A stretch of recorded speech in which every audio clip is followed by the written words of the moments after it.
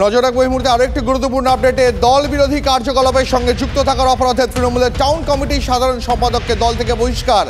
ঘটনাটি বীরভূমের রামপুরহাটে। বহিষ্কৃত তৃণমূল কংগ্রেসের নেতার নাম সুদেব দাস। তিনি তৃণমূল কংগ্রেসের রামপুরহাট শহর কমিটির সাধারণ সম্পাদক ছিলেন। একটা গুজব, মহিলা নাকি ছেলে ধরা, ব্যাস। তারপর মহিলার কোল থেকে ছিনিয়ে নেওয়া হলো এক রত্তি শিশুকে। পরে তদন্তে জানা গেল শিশু ওই মহিলারই। সেই গুজবের প্রভাব কি মারাত্মক জানেন? 2 দিন পেরিয়ে গেছে, এখনো পর্যন্ত নিজের শিশুকে ফিরে পেলেন না মা। মায়ের কোলে ফিরল না শিশু, সে এখনো চাইল্ড লাইনের হেফাজতে। উত্তর 24 পরগনার বামনগাছির দম্পতি এখন সন্তানের জন্য হাহাকার করছেন।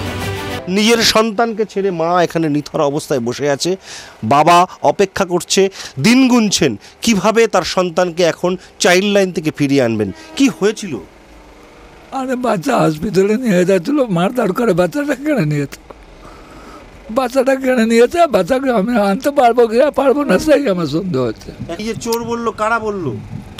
পাবলিক বললো, আর কি বলবে? ওইখানকার যে গাড়িতে ছিল সে বললো। পাবলিকদের জন্য কি বলবেন? কি বলবো, ওই পাবলিকে তো অত্যাচার করছে, তো কি বলবো? শিক্ষিত লোক অত্যাচার করছে, খটে খায়ওয়ালা থোড়াই করছে। শিশু ওই দম্পতিরই, জানালেন প্রতিবেশীরাও। এই ঘটনা দেখে তারা রীতিমতো আতঙ্কে। আমাদের সাথে দেখা পরিচয় আগে থাকতো মালিয়াকুড়ি, এখন এখানেই থাকে। ওনারই বাচ্চা, ওনারা 3 জন থাকে, স্বামী বউ আর ছেলে। এই না যাকে তাকে যে চোর বলতে হবে, এটা তো মানে কি মানুষ তো আতঙ্ক হয়ে যাবে। এটা তো আতঙ্ক ছড়াই দিচ্ছে। তার কারণ প্রমাণ করে দেখতে হবে যে আসলে প্রকৃত সত্যি কি মিথ্যা। শুক্রবার বারাসত জিআরপির উদ্যোগে চাইল্ড লাইনে গিয়ে ওই বাচ্চা মায়ের হাতে তুলে দেওয়ার চেষ্টা করা হয়। তবে আইনি প্রক্রিয়া এত সহজে মিটবার নয়, তাই ফের খালি হাতেই ফিরতে হলো মা বাবাকে। দিন আনতে পান্তা প্রায় এমন একটা পরিবারে যদি এরকম ঘটনা ঘটে, তাহলে তাদের দিন আরও যে কঠিন হয়ে যায় সেটা এই পরিবারকে দেখলে বোঝা যায়। যে মা কালকে বিরাটি স্টেশনে বাচ্চা নিয়ে যাচ্ছিলেন, যাকে বাচ্চা চোর বলা হয়েছিল, সেই মা তারপর থেকে শোকবিহল হয়ে রয়েছেন, কথা বলতে পারছেন না ঠিক করে। TV9 বাংলা জুড়ে সুকান্ত মণ্ডলের সঙ্গে দীপঙ্কর দাসের রিপোর্ট, উত্তর 24 পরগনা।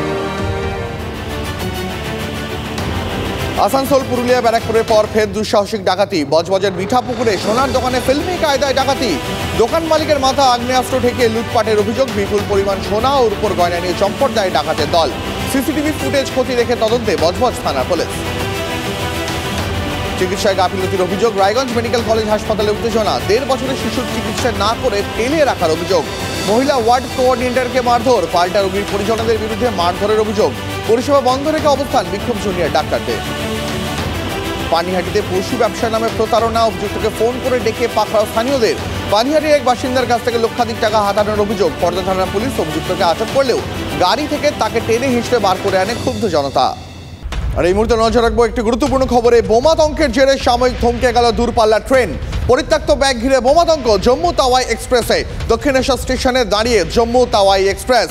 সহকর্মী অনন্ত চট্টোপাধ্যায় রয়েছেন আমাদের সঙ্গে। অনন্ত, ঠিক কোথায় ট্রেন দাঁড়িয়ে রয়েছে, কেন দাঁড়িয়ে রয়েছে? পুলিশের তরফ থেকে, রেল পুলিশের তরফ থেকে এখনো পর্যন্ত কি পদক্ষেপ করা হয়েছে? না, আরো একবার আপনাদের জানিয়ে রাখি এই মুহূর্তে অত্যন্ত গুরুত্বপূর্ণ একটি আপডেট। বোমাতঙ্কের জেরে দাঁড়িয়ে রয়েছে দূরপাল্লা ট্রেন। পরিত্যক্ত একটি ব্যাগকে ঘিরে বোমাতঙ্ক জম্মু তাওয়াই এক্সপ্রেসে। এই মুহূর্তে দক্ষিণেশ্বর স্টেশনের কাছে দাঁড়িয়ে রয়েছে জম্মু তাওয়াই এক্সপ্রেস। বোমাতঙ্কের জেরে সাময়িক থমকে গেল দূরপাল্লা ট্রেন পরিষেবা। পরিত্যক্ত একটি ব্যাগকে ঘিরে বোমাতঙ্ক ছড়ালো জম্মু তাওয়াই এক্সপ্রেসে। এই মুহূর্তে দক্ষিণেশ্বর স্টেশনে দাঁড়িয়ে রয়েছে জম্মু তাওয়াই এক্সপ্রেস।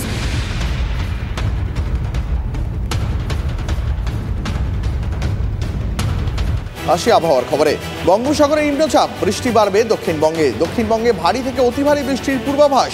আগামীকাল পশ্চিমের 3 জেলায় অতি ভারী বৃষ্টির সতর্কতা। কাল দক্ষিণের আরও 7 জেলায় ভারী বৃষ্টির পূর্বাভাস রয়েছে।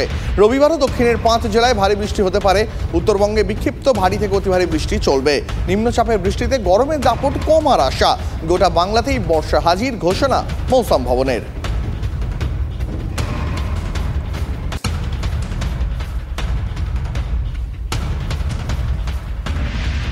দক্ষিণবঙ্গের জন্য সুখবর। বঙ্গোপসাগরে নিম্নচাপ তৈরি হয়েছে, বৃষ্টি বাড়বে দক্ষিণবঙ্গে। দক্ষিণবঙ্গে ভারী থেকে অতি ভারী বৃষ্টির পূর্বাভাস। আগামীকাল পশ্চিমের 3 জেলায় অতি ভারী বৃষ্টির সতর্কতা। কাল দক্ষিণের আরও 7 জেলায় ভারী বৃষ্টির পূর্বাভাস। রবিবারও দক্ষিণের 5 জেলায় ভারী বৃষ্টি হতে পারে। উত্তরবঙ্গে বিক্ষিপ্ত ভারী থেকে অতি ভারী বৃষ্টি চলবে। নিম্নচাপের বৃষ্টিতে গরমের দাপট কমার আশা। গোটা বাংলাতেই বর্ষা হাজির ঘোষণা মৌসুম ভবনের।